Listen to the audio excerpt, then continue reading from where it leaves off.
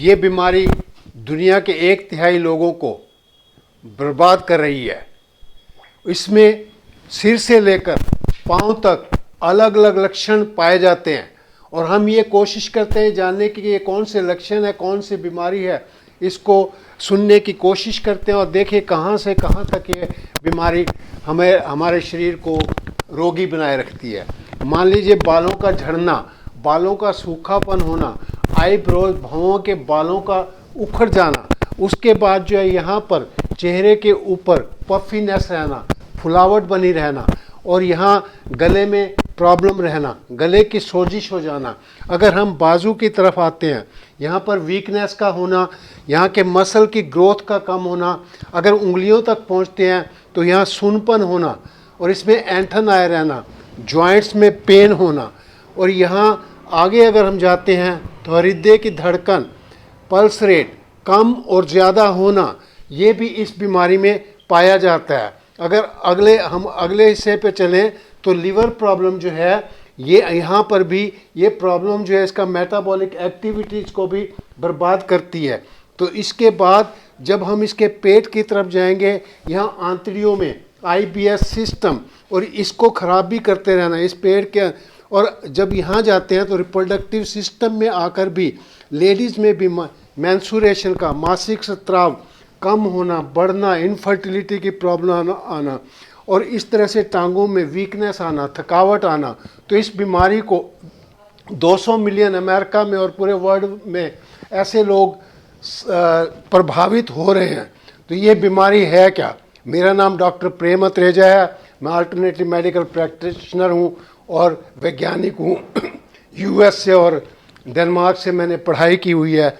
तो मेरा 50 साल का अनुभव होते होते इस बात का हमने समझने की कोशिश की है कि ये बीमारी क्या है। ये थायराइड की प्रॉब्लम होती है और थायराइड की प्रॉब्लम में 2 तरह की थायराइड प्रॉब्लम होती है। थायराइड जो है यहाँ पे बटरफ्लाई की तरह जो है ये ग्रंथि यहाँ पर रहती है और यहाँ इसका जो कंट्रोल है, अगर ये यहाँ पर थायराइड है और इसके अंदर जो है टायरोसिन नामक एक प्रोटीन रहता है जो कि बॉडी के अंदर आता है, उसमें आयोडीन की कमी से ये होता है। आयोडीन को हम साइंटिफिकली आई लिखते हैं। तो मैं एक कोशिश कर रहा हूँ, अगर ये टायरोसिन अमाइनो एसिड के अंदर यहाँ पे ये जो है आयोडीन की कमी ना हो, आयोडीन होने से ये एक मॉलिक्यूल यहाँ पे आ जाएगा और दूसरा फिर यहाँ पे ऐसे आएगा और तीसरा जो है यहाँ पर आएगा और चौथा जो है यहाँ पर आएगा।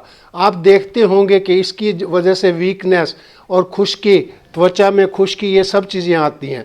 तो ये जो है हमारे को डॉक्टर जो कहते हैं हाइपोथायराइड है, कभी हाइपरथायराइड है। हाइपोथायराइड का मतलब जो है आपके T3, ये आयोडीन, अगर देखिए फिर से समझा रहा हूँ कि इसमें क्या है कि T1 आयोडीन एक मॉलिक्यूल लग गया, आयोडीन का दूसरा एटम लगा तो ये T2 हो गया। T3 जो है एक्टिव थायरोक्सिन कहलाता है। थायरोक्सिन से पहले ट्राई आइडोनिन कहलाता है, थायरोनिन कहलाता है और ये T4। अब T3 जो है एक्टिव कंपोनेंट होता है, ये 20% बनता है बॉडी के अंदर और T4 जो है 80% होता है। और ये ब्लड सर्कुलेशन से जाके T4 किडनी में जाके, यहाँ पे देखिए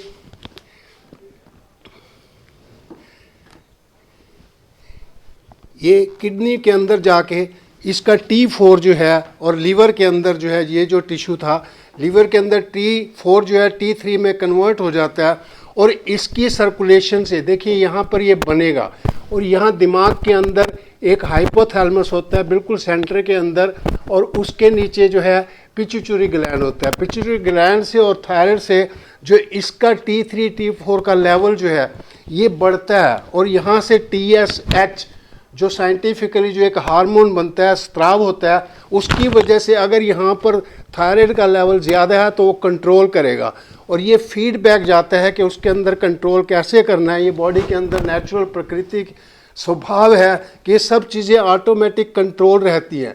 अब ये होता कैसे है, थायराइड जो है कैसे ठीक हो सकता है, इसके अंदर मैंने बता दिए लक्षण किस तरह के होते हैं। हर प्रकार के टिश्यूज़ को, सबको ये खराबी करता ही रहता है और इसमें सूनपन भी हो जाता है एक्सट्रीमिटीज़ में भी यहाँ। और टेम्परेचर जो है सेंसिटिव सेंसिटिविटी बनी रहती है टेम्परेचर की, तापमान जो है ज़्यादा कम, ये सब उस तरह की प्रॉब्लम शुरू हो जाती हैं।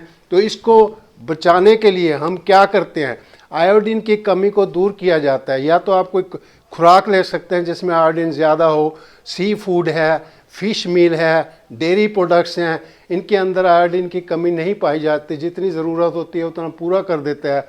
और आजकल आयोडाइज साल्ट, नमक जो है जिसमें आयोडीन मिला होता है, वो डालना पड़ता है। वैसे देखें तो आयोडीन की क्वांटिटी बहुत कम चाहिए, ऐसा कहा जाता है कि 1 चम्मच पूरी ज़िंदगी भर चाहिए। तो इसलिए आयोडीन की ज़्यादती भी नहीं होनी चाहिए और कमी भी नहीं होनी चाहिए, ताकि हमारे शरीर का पूरा सिस्टम जो है, जो ख़राब हो रहा है, वो ठीक बना रह सके। तो अब इसमें कौन कौन सी ऐसी सब्जियां जो हैं जो नहीं खाई जानी चाहिए, वो है कैबेज, टर्निप मतलब शलगम है, सोया प्रोडक्ट्स हैं, क्योंकि इनके अंदर गाइट्रोजन्स होते हैं, जिसकी वजह से यहाँ पे सोजिश आ सकती है, जिसको गाइटर कहते हैं। ये जो थायराइड ग्लैंड है ये बढ़ जाता है। तो इसकी वजह से होता है क्या, ज़्यादातर क्या सिम्टम्स आएंगे, थकावट, या वज़न बढ़ा हुआ होगा या वज़न कम होगा। तो वज़न अगर बढ़ा हुआ है तो वो हाइपोथायराइड का सिम्टम्स है कि उसके अंदर थायरॉक्सिन वगैरह कम है।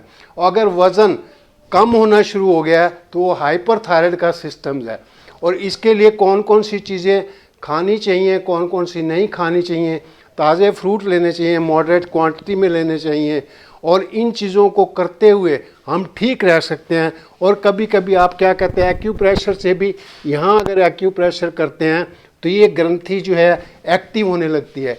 और सबसे ज़रूरी पॉइंट, अगर इस हथेली के यहाँ देखिए, इस पॉइंट पे जितना ज़ोर से इसको दबाएं 2 से 4 मिनट प्रतिदिन। और उसके बाद कुछ प्राणायाम भी किए जाते हैं, उसका किसी और दिन चर्चा करेंगे। लेकिन ये पॉइंट्स लगातार दबाने से ऐसा सुनने में आता है कि आपको ये जो थायरॉक्सिन जो है जड़ से समाप्त किया जा सकता है। एलोपैथिक सिस्टम में आपको थायरॉक्सिन दिया जाता है, या थायरॉक्सिन अगर हाइपरथायराइड है तो कुछ और केमिकल दिया जाता है। और हमसे संपर्क स्थापित करने के लिए ये व्हाट्सएप नंबर पर आप मैसेज भेज सकते हैं।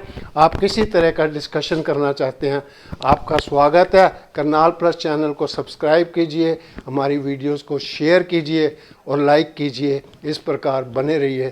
Thank you very much.